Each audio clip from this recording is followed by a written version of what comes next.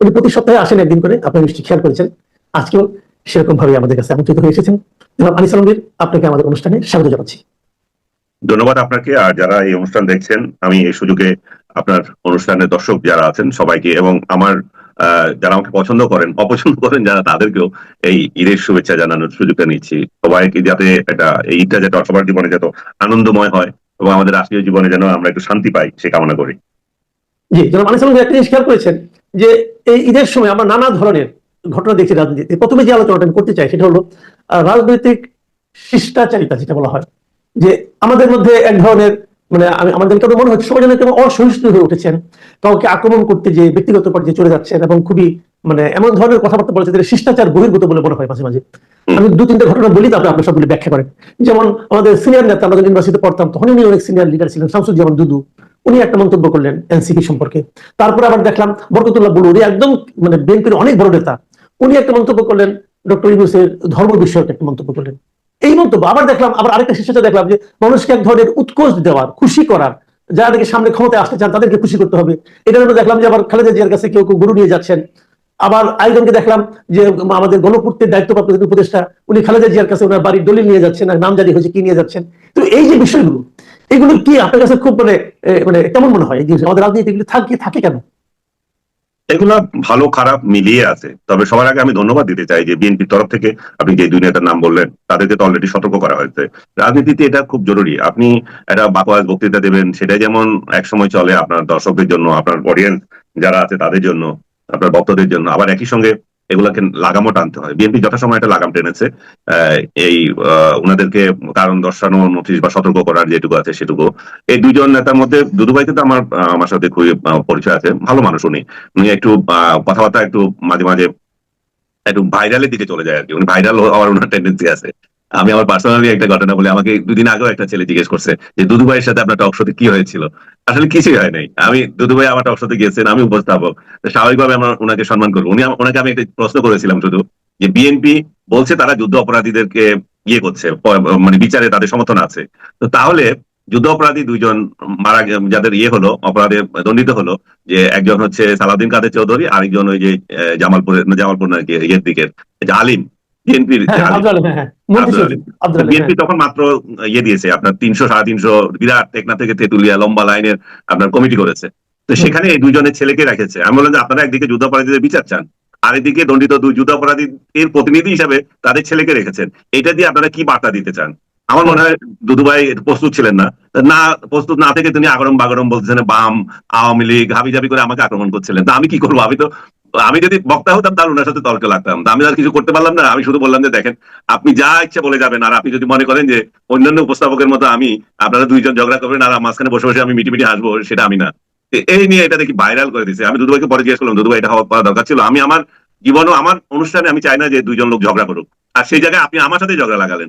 উনি বললেন যে আরে দেখেন এগুলো কিছু হয় না, দেখেন এটা ভাইরাল হবে। তো সত্যি তো ভাইরাল হয়েছে, এখনো লোকজন আমাকে সেটাই জিজ্ঞেস করে। তো দুদু ভাই ভালো মানুষ, মাঝে মাঝে ভাইরাল টেন্ডেন্সি পেয়ে যায় আর কি। তো আমার মনে হয় যে উনার দর্শক যারা আছেন তারাও উনাকে ঠিক মতো নেবেন। আর আরেকজন নেতা বুলু সাহেবের যেটা গিয়েছে, ব্যক্তিগতভাবে আমার সাথে উনার অত মরম নাই, তিনি উনাকে, আমার মনে হয় এটা খুবই ওনারটা খুবই আপত্তিজনক বিষয়টা, মানুষের ধর্ম নিয়ে টানাটানি করা। এবং আমাদের ইসলামের দৃষ্টিতেও যদি উনি দেখেন, ডক্টর ইউনূস যদি কোনো খ্রিস্টানকে সাথে বিবাহ বন্ধনে আবদ্ধ হন, এটাতে তো ধর্ম পরিবর্তনের দরকারই নাই। ইহুদি এবং খ্রিস্টানদেরকে তো আমরা এমনি বিয়ে করতে পারি, ওরাও আমাদেরকে বিয়ে করতে পারে। তাহলে ওনার ধর্ম এখন কি আছে, এই বিষয়টা বলো ভীষণ খোঁচানো একটা। প্রথমত ধর্ম নিয়ে খোঁচানোই উচিত না, দ্বিতীয়ত আপনি যেটা খোঁচাচ্ছেন সেটা আবার অজ্ঞতা প্রসূত না। আমার তো ধর্ম পরিবর্তনের দরকার নেই। মানে ওনার জানা উচিত যে আমরা ইহুদি খ্রিস্টান দুই ধর্মের, মোট কথা কিতাবী ধর্মের লোকদের সাথে বিবাহ বন্ধনে কোনো সমস্যা নাই, ধর্ম পরিবর্তন করতে হয় না। হয় না। যাই হোক, আর আপনি গরুর কথা বলেছিলেন, এটা আমি দেখে আসছিলাম যে এই লোক সেই গরু নিয়ে আসতেছে কোথা থেকে, বিরাট এক সাইজের গরু। এগুলো হচ্ছে তেলের একদম চূড়ান্ত পর্যায়ে। খালেদা জিয়ার কাছে যেটা গেছে এটা কমপ্লিট চামচামি, এটা অন্য কিছু না। সে জানে খালেদা জিয়া এর থেকে বেশি টাকা দেবে, হয়তো সে 30 কোটি টাকা ধরে রাখছে, 30 লাখ টাকা ধরে রাখছে, 60 লাখ টাকা দেবে খুশি হয়ে, এই জাতীয় মেন্টালিটি ছিল। আর আমি যেটুকু জানলাম বেগম যেহেতু সেটা গ্রহণ করেননি এবং উনি চেয়েছেন দোয়া। ইনফ্যাক্ট ওনার জন্য তো এই মুহূর্তে দোয়াটাই যথেষ্ট, কারণ উনি একটা শারীরিকভাবে একটা চ্যালেঞ্জের মধ্যে যাচ্ছেন। সেই সময় মানুষ এইসব গরু খাওয়ার কি এমন টেন্ডেন্সি আছে, ওনার গরু বিলি করার লোক তারা এখন ইয়ে করবেন, ওনার ছেলে পরিবার এরা আছে আবার বিদেশে, তারা সেখানে ঈদ করছেন। তো যাই হোক, আপনি আরেকটা কথা বলছেন যে খালেদা জিয়ার বাসায় ইয়ে নিয়ে যাওয়া, যে জমির নামজারি নিয়ে যাওয়া, জি এটা তো, এবং এই সরকারের একজন উপদেষ্টা নিয়ে গেছেন ভাই, নামজারি তো আমারও হয়েছিল, আপনারও হয়, অনেকেরই হয়। আমার নামজারি ইয়েগুলো তো আমি ঠিক মতো ইয়েতেও পাই না, ভিডিও কি জানি এটা SMS এও পাই না। আর হুম আপনি তো একেবারে পেয়ে সেটা খালেদা জিয়ার বাসায় মানে হস্তান্তর করে এসেছেন। বাপখানা এমন যে আওয়ামী লীগ সরকার বোধহয় খালেদা জিয়ার বাড়িটা নিয়ে গিয়েছিল, হ্যাঁ, এবং উনি হুম বাড়িটা উদ্ধার করে খালেদা জিয়াকে দিতে গেছেন। তো এই সমস্ত তেলানির একটাই একটা উদ্দেশ্য, ওনারা তো আগে থেকে খালেদা জিয়ার সাথে সম্পর্কিত ছিলেন। থাকতে পারেন ভাই, আপনি ব্যক্তিগতভাবে দেখা করেন না, 100 বার করেন না, তাতে তো কোনো ইয়ে নাই, কোনো অসুবিধা নাই, কিন্তু এক্সট্রা প্রচার চান কেন যে উনাকে আপনি দলীয় দলের উনার জমির দলিল দিতে গিয়েছেন, উনার জমি তো উনার হাতে আছে, উনার কাছে আছে, উনি ভোগ করছেন, সেই জায়গায় নামজারি যে এতদিন পরে হয়েছে, আপনি ঠিক আছে একটা ডিজিটাল নামজারির হয়তো প্রসেসটা ছিল, কিন্তু এটাতে দিয়ে আসার মধ্যে আমি আরেকটা জিনিস পাই, সেটা হচ্ছে যে ইলেকশন তো আজ হোক আলোক দিতে হবে, তাই না? আর ইলেকশনের পরে এখন যে সিনারিও আছে তাতে মনে হচ্ছে যে বিএনপি আসবে। তো এরা যে সমস্ত অপকর্ম করছে, এরা একটা সেফ এক্সিট চায়। এটা আমরা 111-এর সময় দেখেছিলাম, 111-এর সরকার আওয়ামী লীগকে যখন টের পেয়ে গেছে যে আওয়ামী লীগ ক্ষমতায় আসবে, তখন এদেরকে তেলানো শুরু করেছিল সেই 111-এর কুশীলবরা, এবং সে তেলানোর সুবাদে তো ওরা ঠিকই সেফ এক্সিট পেয়ে আমেরিকায় গিয়ে এখন সুখে না থাক, এই দেশ থেকে তো পালাতে পেরেছে। তো এদেরও টেন্ডেন্সি আছে, যে কজন যে দুর্নীতি করছে বা বা জনরোষে এবং এই যে সমস্ত অপকর্ম করছে রাজনৈতিক সিদ্ধান্ত নিয়ে, যেটা আপনি বললেন আমাদের মধ্যে একটা, শুরুতে বললেন যে আমাদের মধ্যে একটা বিভক্তি তৈরি হয়েছে, আমরা একে অন্যকে দেখতে পাচ্ছি না, এগুলো তো ডক্টর ইউনূসের শাসন, অন্য কিছু না। ডক্টর ইউনূসের মব শাসন থেকে এটা শুরু হয়েছে, কারণ আমরা একজনকে আরেকজন সহ্য করতে পারছি না। কেন? কারণ আমাদের মধ্যে এই সংস্কৃতিটা ঢুকে গেছে।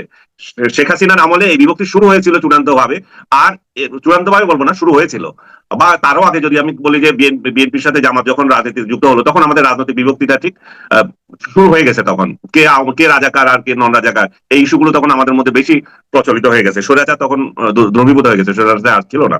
তো এখন সেটা আরো মাথা সাড়া দিয়েছে, একদম চূড়ান্ত ভাবে ভাই ভাইকে সহ্য করতে পারছে না, ঘরে ঘরে ঝগড়া লাগিয়ে দিয়েছে ডক্টর ইউনূস।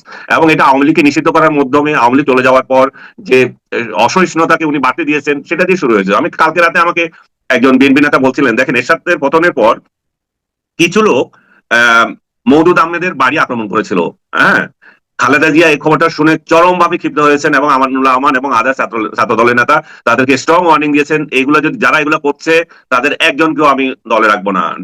আমাদের হটানোর কথা ছিল এরশাদকে আমরা হটিয়ে ফেলেছি, তার আরেকজনের নেতার বাড়িতে কেন আক্রমণ করবে? নেতার বাড়িতে কে থাকে? ওখানে তো তার আবাস, তার জিনিসপত্র, তার পরিবারের লোকজন, সেখানে কেন আক্রমণ করবে?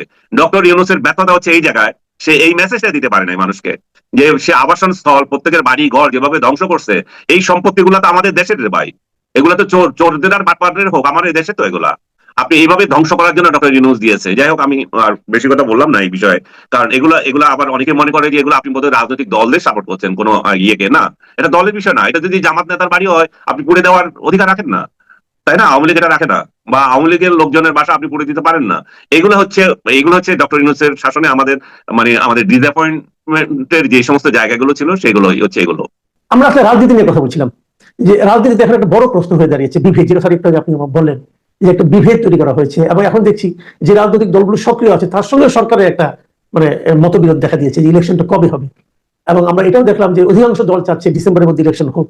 এবং এর মধ্যে আরেকটা ঘটনা, এই যখন মানুষের মধ্যে একটা টেনশন যে ইলেকশন কবে হবে, তখন দেখছি যে ডক্টর ইউনূস ওনার একটা ব্যক্তিগত পুরস্কার গ্রহণের জন্য ইংল্যান্ড যাচ্ছেন, এবং উনি যাচ্ছেন এটুকুর উপর নির্ভর করে অনেকে কথা বলতে শুনছি যে ওখানে গেলে কি ওনার সঙ্গে তারেক রহমানের দেখা হবে। এই যে আলোচনাগুলো হচ্ছে কেন? আসলে দেখা হওয়ার মানে কথা কি আছে, অথবা দেখা হওয়ার প্রয়োজন কি আছে, অথবা ইলেকশন নিয়ে এত মানুষের মধ্যে দ্বিধাদ্বন্দ্ব কেন তৈরি হচ্ছে? দেখার প্রয়োজন তো হতেই পারে, কারণ উনি একটা প্রধান রাজনৈতিক দলের এখন বর্তমানে সক্রিয় নেতা, ওনার ডিসিশনের উপর অনেক কিছু নির্ভর করছে, এবং যে ইলেকশনের তারিখ নিয়ে যে মতভেদ, সেটাও তো ওইখান থেকেই শুরু বলতে হবে। উনি বলছেন ডিসেম্বরের মধ্যেই ইলেকশন হতেই হবে, আর ওদিকে উনি বলছেন যে একটি রাজনৈতিক দলই চাচ্ছে, তার মানে বিরোধ তো ওখানে এক প্রকার দাঁড়িয়েছে। তো সেই বিরোধ যদি ওনারা সামনাসামনি হন, উনি যেই হোটেলে থাকবেন বা ওনাদের একটা নিরপেক্ষ ভেন্যুতে যদি দেখা হয়, অসুবিধা নাই এটা। আর উনি তো এমনিতে সম্মানিত ব্যক্তি, শুধু রাষ্ট্রের ক্ষমতায় আছেন তা তো না, এখন তো রাষ্ট্রের ক্ষমতায় আছেন যেহেতু, প্রটোকল অনুযায়ী ওনার কাছে যাওয়াটা কোনো অসুবিধা নেই। রাজনৈতিক দল হিসেবে উনি নেতা হিসেবে উনি দেখা করতেই পারেন, তবে সেটা নির্ভর করছে যে ডক্টর ইউনূস চাচ্ছেন কিনা। ডক্টর ইউনূস যদি চান, অবশ্যই দেখা হতে পারে, এবং তারেক রহমানও এখানে আমার তো মনে হয় না করার কিছু আছে। এবং এই ধরনের আলাপ আলোচনা হলে আসলে যে ডিফারেন্সেস গুলো আমাদের মধ্যে থাকে সেগুলো কমে যায়। ডক্টর ইউনূস কেন ডিসেম্বর পার করে ইলেকশন দিতে চান? এখন তো ডিসেম্বরের নামও বলেন না, এখন বলেন জুনের মধ্যেই হবে, তার মানে ডিসেম্বরের আগে বলতে ডিসেম্বর জুন। তো এখন কেন ওনার এই পিরিয়ডটা লাগে? সেটা উনি ব্যাখ্যা করতে পারতেন। ডক্টর তারেক রহমান যদি এটা কনভিন্স হন, দ্যাটস ওকে, আমাদের তো কোনো সমস্যা নাই। বাট আমরা যেটা চাচ্ছি যে আমি নিজেও যেতে চাচ্ছি, আমি গত অনুষ্ঠানে আপনার সাথে বলেছি আমি ডিসেম্বরের মধ্যে চাই। কারণ এই জন্যই চাই যে ডক্টর ইউনূসের সরকারের যে ব্যর্থতাগুলা, এগুলো এমন চরম পর্যায়ে চলে যাচ্ছে, আমাদের জনজীবনে এগুলো আঘাত করছে। জনজীবনে আঘাত করছে বলে আমরা একটা নতুন একটা সরকার চাই। সরকারে কি আছে এটা আমরা বুঝতে পারছি না। সমস্ত টোকাই এখন সরকারের বিরাট বিরাট লোক হয়ে যাচ্ছে, যে কোনো দলের। হ্যাঁ, শুধু আওয়ামী লীগ ছাড়া, আওয়ামী লীগ ছাড়া সব দলের টোকাই এখন ক্ষমতায় আছে। তো এই অবস্থায় তো আমরা আসলে এককেন্দ্রিক একটা ব্যবস্থা আমাদের দরকার, যে শক্তিশালীকে কারে পূজা করতে হবে। এত পূজার লোকের অভাব পড়ে গেছে, 14 জায়গায় চাঁদা দেওয়ার তো টাইম নেই। হ্যাঁ, ব্যবসায়ীরা 14 জায়গায় চাঁদা দিতে হচ্ছে। তো এরাই চায় যে ভাই যে খাবে একই খাক, আমরা এতজনকে ট্যাক্স দিয়ে তো চলতে পারবো না। ডক্টর ইউনূসের এই ব্যর্থতার জন্য চাচ্ছে যে যেই আসুক, বিএনপি আসলে যে ঘোড়া ডিম করে ফেলবে এটা মানুষ বিশ্বাস করে না। মানুষ মনে করে যে ওরাও একই কায়দায় চলবে, কিন্তু এই যন্ত্রণা থেকে রক্ষা পাইতে চায় মানুষ। সেদিক থেকে ডক্টর ইউনূস যত তাড়াতাড়ি সম্ভব যদি ক্ষমতা দিয়ে যান, এবং ওনার সংস্কারগুলো যেগুলো উনি করছিলেন এগুলো তো অনেকটাই আমি মনে করি যে প্রস্তাবগুলো এসছে অনেকটা পজিটিভ এসছে। আলী রিয়াজ কমিটির সাথে যে বৈঠকগুলো হচ্ছে সেই বৈঠকগুলো যথাযথ আমি মনে করছি যে আগাচ্ছে। ঈদের পরে আমার মনে হয় যে একটা কংক্রিট রেজাল্ট আমরা হয়তো পেয়ে যেতে পারি। সেক্ষেত্রে ডিসেম্বরের মধ্যে যদি ইলেকশন হয়ে যায় খুবই ভালো। কিন্তু ডক্টর ইউনূস সরকারের অভ্যন্তরে যে সমস্ত লোকজন আছে, কিংবা ওনারও অন্য কোনো নকশা থাকতে পারে, যে এদের মতলব আছে যে ইলেকশন ডিসেম্বরের মধ্যে দেবেই না। এরা ঠেলে ঠুলে, আমার যেটুকু ধারণা, এপ্রিলের দিকে ইলেকশন দিতে পারে। কারণ এপ্রিলের দিকে এরা ইলেকশন দিতে পারে, ওখানে সময় পরীক্ষা, তারপরে ঈদ সবগুলো পার করে গিয়ে ওইখানে দেবে। এবং এর সাথে জামাতের গোপন আতাত আছে। জামাত এপ্রিলে চায়, জামাত বহুবার বলছে ঈদের পর ইলেকশন, ওরকম একটা ইয়ে আছে জামাতের সাথে এদের সুর মিলে। আর এনসিপি তো ওনার পকেটে আছে। এই দুটা দল যখন চাইবে যে ঠিক আছে এপ্রিলে হোক ইলেকশন, আমার সমস্যা নাই, তো এই ঠেলে ঠেলে ওইখানে নিয়ে যাবে। এবং ডিসেম্বরের মধ্যে ইলেকশন করতে পারবে কিনা আমার খুব সন্দেহ, যদি না চরম কোনো চাপে না পড়ে। চাপ না দিলে এই সরকার ডিসেম্বরে কিন্তু চলবে না। একটা কথা আপনি কি খেয়াল করেছেন, তারেক রহমানের একটা বক্তৃতা আমি শুনলাম, উনি কিন্তু বলেছেন যে 31শে ডিসেম্বরের পর একদিনও না, 31শে ডিসেম্বরের আগে হতে হবে, উনি কিন্তু একদম উল্লেখ করে বলেছেন। তাহলে চাপটা কি আসতে পারে কিনা? চাপটা তো আসবেই। আমি ওই 31 একদম স্পষ্ট করেছে আমি দেখি নাই। তো একই কথা উনিও তো বলছেন যে 31-এর ইয়ের পরে, ওটা কি বলে, 30শে জুনের পরে একদিনও না। তো ঠিক আছে, একই লাইন তো এটা, 30শে জুনের পরে একদিনও না, আর 31শে ডিসেম্বরের পরে একদিনও না। আমরা তারেক রহমানের পক্ষে, আমরা 31শে ডিসেম্বরের পরে একদিনও চাই না। তো আমরা এই জন্যই চাই না, সেটা ব্যাখ্যা করেছি কেন। অনেকে বলবেন যে তারেক রহমান ক্ষমতা আসতেছে, আপনারা বোধহয় লাইন লাগাচ্ছেন, বা আমাদের লাইন লাগানোর দরকার নেই। আমাদের লাইন, আমরা যে লাইনে চলবে তার লাইনে আছি। আচ্ছা, আরেকটা কথা, আমি এখন একটু পলিটিক্স এর বাইরে একটু যাই। আপনার মনে আছে যে 2.5 মাস আগে যখন আমাদের ঈদ উল ফিতর হলো, তখন সেই সময় একটা কথা বলে খুব সবাই আত্মতৃপ্তি পাওয়ার চেষ্টা করেছেন সরকারের লোকেরা, যে এবার ঈদ যাত্রা খুবই স্মুথ হয়েছে, খুব ভালো হয়েছে এরকম। এবার যখন ঈদের ছুটি ঘোষণা করা হলো, প্রায় 10 দিনের লম্বা ছুটি, তখন কিন্তু আমরা বলা বলি করেছিলাম যে এবারও তারা নিশ্চয়ই খুব স্মুথ হবে, কারণ লম্বা ছুটি মনে হয় আস্তে আস্তে যাবে। কিন্তু বাস্তবে কিন্তু আমরা তা দেখলাম না। এবার ঈদের যাত্রা নিয়ে কিন্তু অনেক ঝামেলা হয়েছে, এবং আমি এইমাত্র যে পত্রিকাটা দেখছি, যে সেখানে লেখা হয়েছে যে ঢাকা টাঙ্গাইল মহাসড়কে আজও 20 কিলোমিটার যানজট। 20 কিলোমিটার রাস্তা ধরে এখানে যানজট নেই, গাড়িগুলো আসলে ভার্চুয়ালি থেমে আছে। থেমে থাকে। তো তো আমার কথাটা হলো, এটা দেখেন একটু বৃষ্টি পড়েছে, এতে কিন্তু অবস্থা এরকম হয়ে গেছে। তাহলে প্রিপারেশনটা কি দাঁড়ালো? এই সময় যে বৃষ্টি হয় তো সবাই জানে। তাহলে আমরা তাহলে কি দেখলাম? তাহলে আগেরটা এবং এটার সঙ্গে আপনি মিল পান কিনা? শুনেন, আগেরটা ছিল কারণ তখন রাস্তায় কোনো ইয়ে ছিল না, আপনার বাজার ছিল না, গরুর বাজার ছিল না। রাইট, অনেক জায়গায় রাইট। গরুর বাজার আছে। আর দ্বিতীয়ত বর্ষা ছিল না, তখন একটু স্মুথি গেছে। এখন এগুলা আবার ওই বর্ষার কারণে রাস্তাঘাটের অবস্থা খারাপ হয়েছে। আমি তো ঢাকা ময়মনসিংহ রোডের নিউজটাও দেখলাম। তো আসলে রাস্তার অবস্থা খুব খারাপ। এবং এই সরকার তো আসলে কিছু করছে না, এরা তো শুধু সময় পার করছে। যে কিভাবে, আর তথাকথিত সংস্কার নিয়ে ব্যস্ত আছে, যে রুটিন ওয়ার্ক গুলো কিভাবে চলবে এখানে তো ওনাদের অতটা ইয়ে নাই, দৃষ্টিভঙ্গি ওইখানে নিবন্ধন করে নাই ওনারা। এটা এটা তো সত্য যে কিভাবে ওই ওই মিনিস্ট্রিটা কিভাবে সচল থাকবে, এই মিনিস্ট্রি কিভাবে সচল থাকবে তা তো না। ওনাদের কিছু আছে চুরিদারিতে, আর কিছু আছে যে সময় কাটাচ্ছে, উপদেশটা বিরাট বিরাট পা করছে, এই যে এনজয় করছে। তারা তাদের জনগণের সেবার জন্য এখানে দাঁড়িয়ে আছে তা না। সংস্কার কর্মসূচিতে ওনাদের মনোনিবেশ আছে, সেখানে কোনো ইয়ে নাই। সেটা কতটুকু করবে মানুষের তো সন্দেহ আছে। কিন্তু দৈনন্দিন যে একটা রেসপন্সিবিলিটি, যখন এমন যদি হয়তো আমরা কাদের মিয়ারে বলতাম যে এই আপনার রাস্তা এরকম কেন, বা ওনারে প্রধানমন্ত্রী বলতেন লোকজন কেন যাইতে পারতেছে না। এখন তো ওইগুলো নাই। এখন তো কাদের মিয়াও আছেন কলকাতায় মহাআরামে, আর এদিকে ডক্টর। আপনি যেহেতু কাদের মিয়ার কথা বললেন, ওই প্রসঙ্গটা আজকে দেখলাম যে কাদের মিয়া বিবিসি কে সাক্ষাৎকার দিয়ে বলেছে যে উনি নাকি এখনো দলের সাধারণ সম্পাদক। যে দলের রাজনৈতিক কর্মকাণ্ড নাই, যে দলের শীর্ষ নেতৃত্ব কেউ দেশে নাই, পালিয়ে গেছে, নিজ দায়িত্বে পালিয়ে গেছে, যে দলের নেতা কর্মীরা দেশে খুবই কষ্টের মধ্যে দিন যাপন করছে তাদের এই শীর্ষ নেতৃত্বের কারণে, সেই দলের কাদের মিয়া এখন সাধারণ সম্পাদক, এটা বেশ জোর গলায় বলছেন।